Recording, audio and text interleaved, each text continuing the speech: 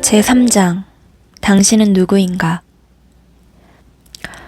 위대한 침묵의 성자 라마나 마하리시는 내면의 자유를 얻기 위해서는 진지하게 끊임없이 자신에게 나는 누구인가 하고 물어보아야만 한다고 했다. 그는 이것이야말로 경전을 읽는 것보다, 주문을 외우는 것보다, 성질을 순례하는 것보다도 더 중요하다고 가르쳤다. 그저 나는 누구인가, 눈에 보이는 이것을 누가 보는가, 귀에 들리는 이것을 누가 듣는가, 인식한다는 것을 누가 인식하는가, 나는 누구인가 하고 물어보라. 한 가지 생각 게임을 통해서 이것을 좀 더 살펴보자. 당신과 내가 대화를 하고 있다고 상상해보자. 서양에서는 누군가가 당신은 누구신가요? 하고 물어도 그런 심오한 질문은 곤란하다고 하지는 않고 그저 이름으로 대답한다. 예컨대 셀리 스미스라고. 하지만 나는 종이를 꺼내서 셀리 스미스라고 적고는 그것을 당신에게 보여준다. 그리고 이렇게 따진다. 이 글자가 당신이란 말입니까? 그 글자가 그것을 보고 있는 그인가? 물론 그렇지 않다. 그래서 당신은 이렇게 말한다. 미안해요. 당신 말이 맞네요. 난 셀리 스미스가 아니에요. 그건 사람들이 날 부르는 이름일 뿐이죠. 그건 꼬리표예요. 사실 나는 프랑크 스미스의 아내예요.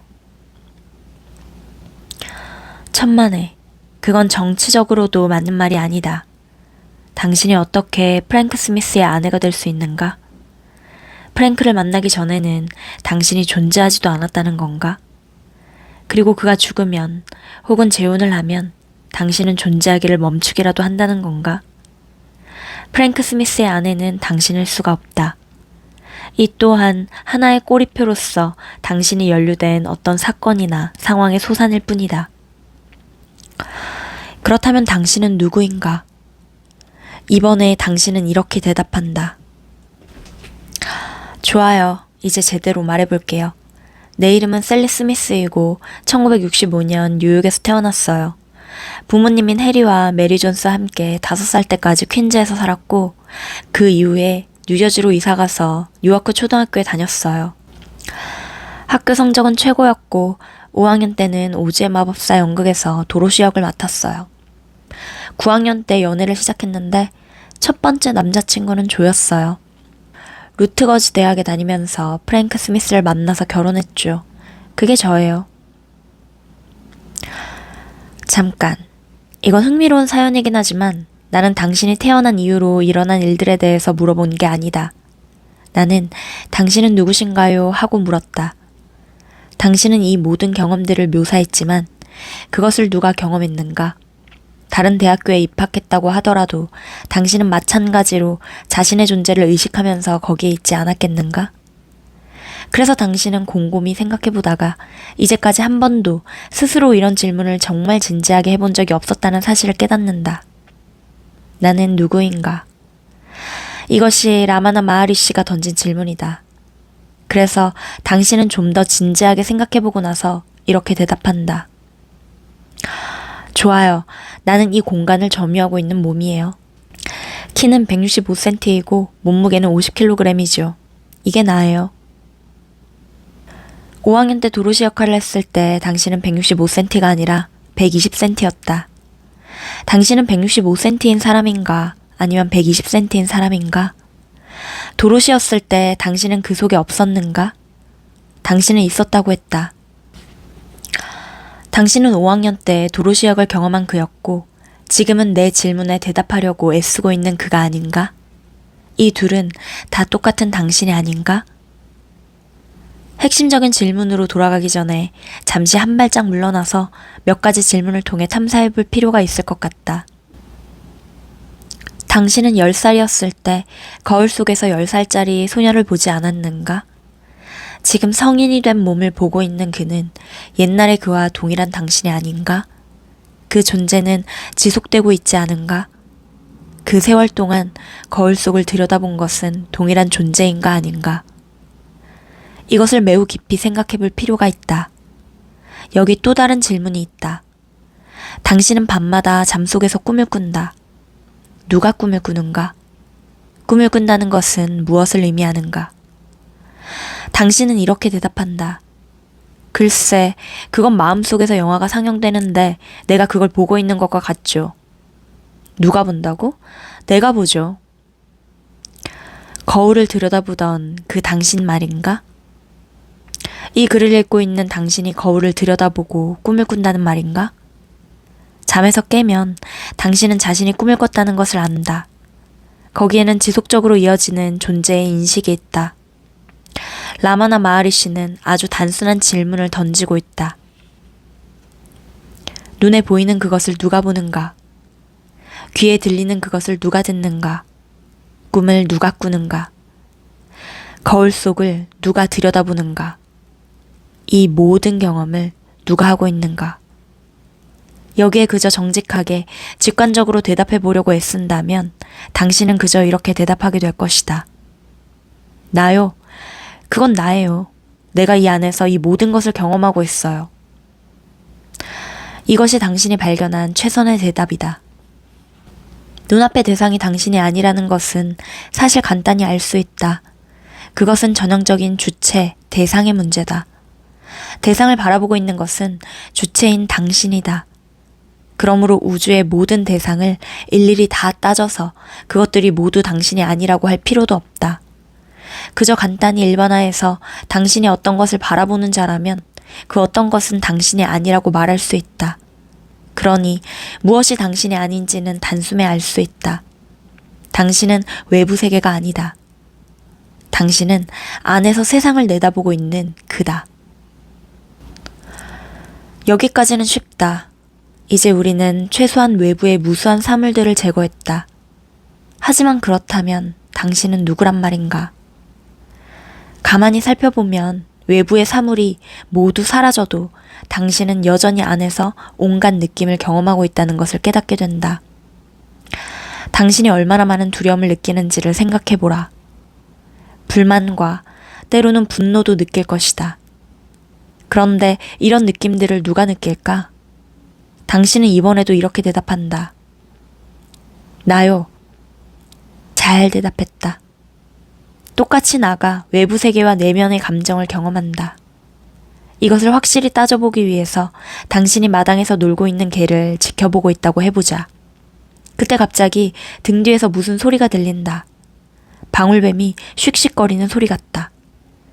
그러면 당신은 이전과 똑같은 강도의 주의로 개가 노는 모습을 지켜볼 수 있게 될까?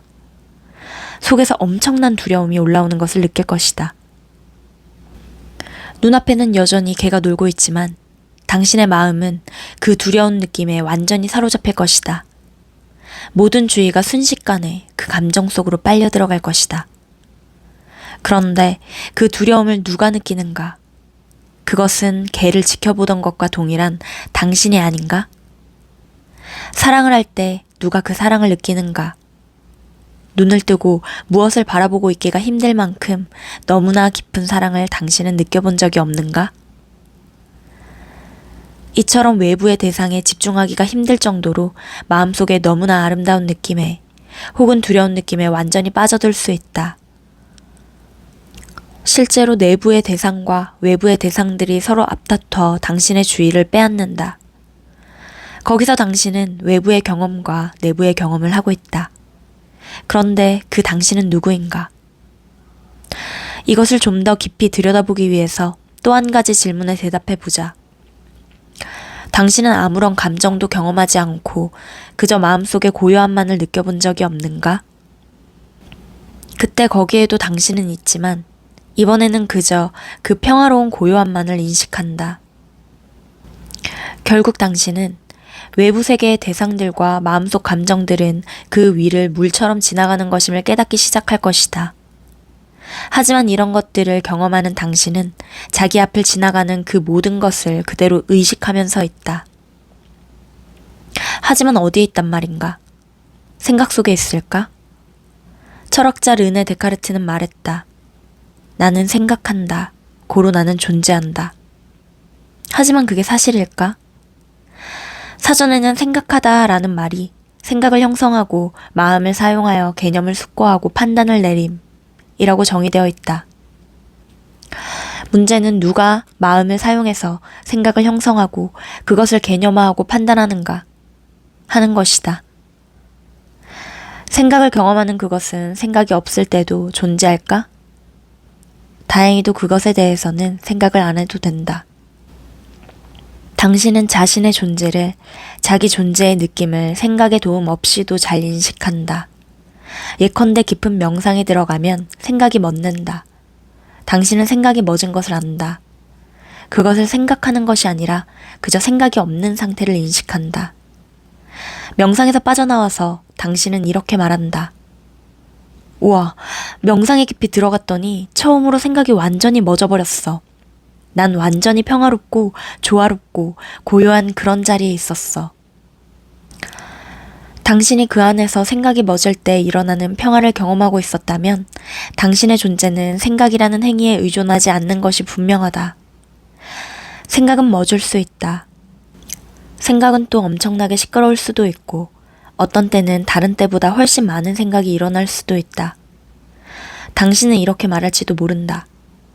내 마음이 날 미치게 해. 그가 나한테 이런 말을 한 이후로는 잠도 못 자겠어. 마음이 입을 닫질 않는걸? 누구의 마음 말인가? 그 생각들을 누가 알아차리는가? 당신이 아닌가? 당신이 마음속의 생각들을 듣고 있지 않은가? 그것들의 존재를 당신이 인식하지 않는가? 당신은 그것을 제거할 수가 없는가? 좋아하지 않는 생각이 자꾸 떠오르기 시작하면 그것이 사라지게 할 수 없는가?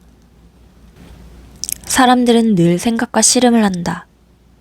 생각을 알아차리는 것은 누구이며 그것과 싸우는 것은 누구인가?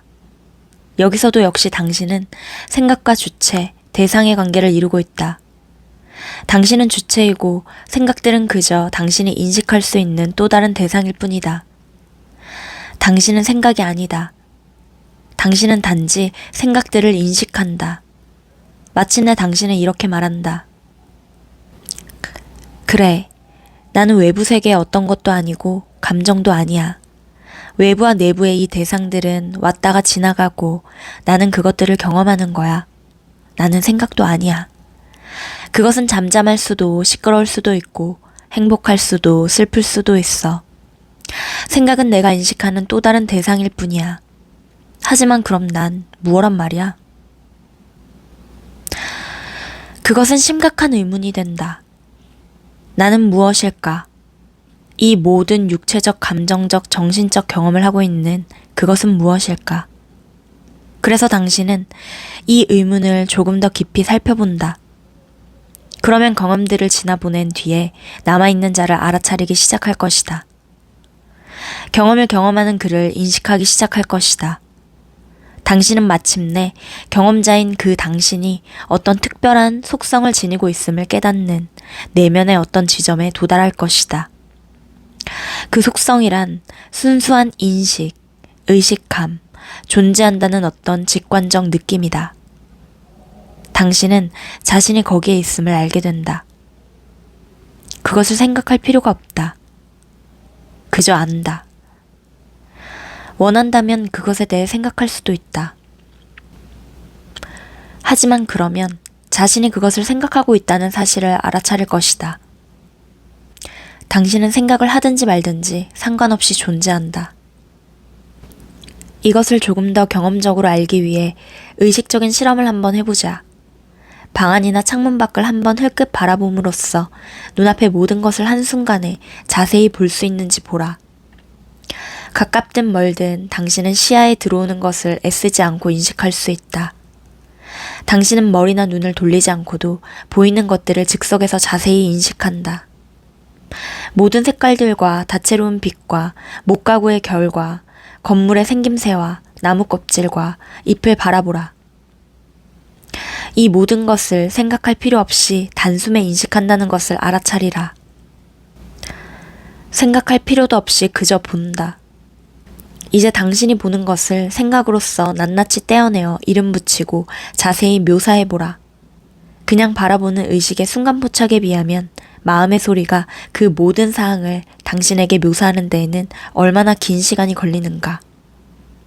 생각을 만들어내지 않고 그저 보기만 하면 당신의 의식은 애쓰지 않고도 보이는 모든 것을 알아차리고 온전히 인식한다. 의식이란 당신이 말할 수 있는 가장 높은 수준의 단어이다. 의식보다 더 높거나 깊은 것은 없다. 의식은 순수한 인식이다. 하지만 인식한다는 건 또 뭔가? 또 다른 실험을 해보자. 당신이 여러 명의 사람들과 피아노가 있는 방에 있다고 하자. 이제 당신의 세계에는 피아노가 존재하지 않는다고 상상하라. 그것 때문에 큰 문제가 있을까? 당신은 이렇게 대답한다. 아니요, 그렇지 않아요. 난 피아노에 관심 없어요. 좋다. 그러면 방 안에 사람들이 존재하지 않는다고 상상해보자. 그래도 괜찮은가? 견딜 수 있는가? 당신은 대답한다. 물론이죠. 난 혼자 있는 게 더 좋아요. 이제 당신의 의식이 존재하지 않는다고 상상해보자. 그저 그것의 스위치를 꺼버려라. 이젠 어떤가? 당신의 의식이 존재하지 않게 되면 어떨까? 사실 그건 아주 간단하다. 당신은 거기에 없을 것이다. 나라는 느낌이 없을 것이다. 내가 여기 있었는데 이젠 없어. 라고 말할 자도 없을 것이다. 더 이상 존재 인식이 없다. 존재 인식. 곧 의식이 없으면 아무것도 없다. 대상은 있을까? 누가 알겠는가? 대상을 인식할 자가 없다면 그것이 존재하는지 않는지를 따진다는 것은 완전히 무의미한 일이 된다. 당신 앞에 아무리 많은 것들이 있어도 의식의 스위치를 끄면 아무것도 없게 된다. 하지만 의식이 있으면 눈앞에 아무것도 없더라도 당신은 아무것도 없음을 온전히 인식한다. 사실이지 이것은 복잡하고 어려운 일이 아니라 매우 큰 깨달음을 주는 것이다. 그래서 이제 내가 당신에게 당신은 누구신가요? 하고 물으면 당신은 이렇게 대답한다. 나는 보는 자입니다. 나는 이 안에 어딘가에서 내 앞을 지나가는 사건과 생각과 감정들을 내다보고 인식합니다. 아주 깊숙이 들어가면 거기가 당신이 사는 곳이다. 당신은 의식의 자리에서 살고 있다. 거기에 진정한 영적 존재가 아무런 노력도 없이 아무런 의도도 없이 살고 있다. 우리의 눈이 아무런 애도 쓰지 않고 보이는 모든 것을 내다볼 수 있는 것과 마찬가지로 언젠가는 당신도 내면의 깊은 자리에 그윽히 앉아서 아무런 애도 쓰지 않고 모든 생각과 감정과 외부의 형상들을 내다보고 있게 될 것이다. 이 모든 대상들이 당신 앞에 있다. 생각은 가장 가까이 안쪽에 있고 감정은 그보다 약간 떨어져 있고 형상들은 저 밖에 멀리 있다. 그 모든 것들의 배후에 당신이 있다. 깊이 깊이 들어가다가 바로 거기가 자기가 늘 있었던 그곳임을 깨닫는다. 당신은 삶의 각 단계마다 다른 생각과 감정과 대상들이 앞을 지나가는 것을 보아왔다.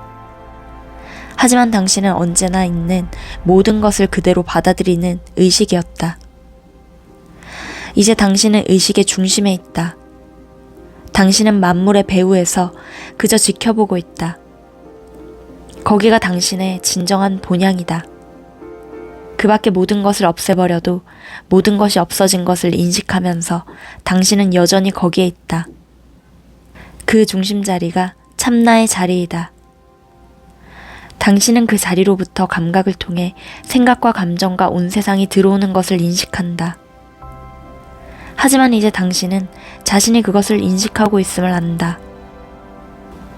그것이 불교의 불성, 힌두교의 아트만, 유대교와 기독교의 영혼의 자리이다. 그 깊은 내면의 자리를 차지하는 순간 위대한 신비가 시작된다.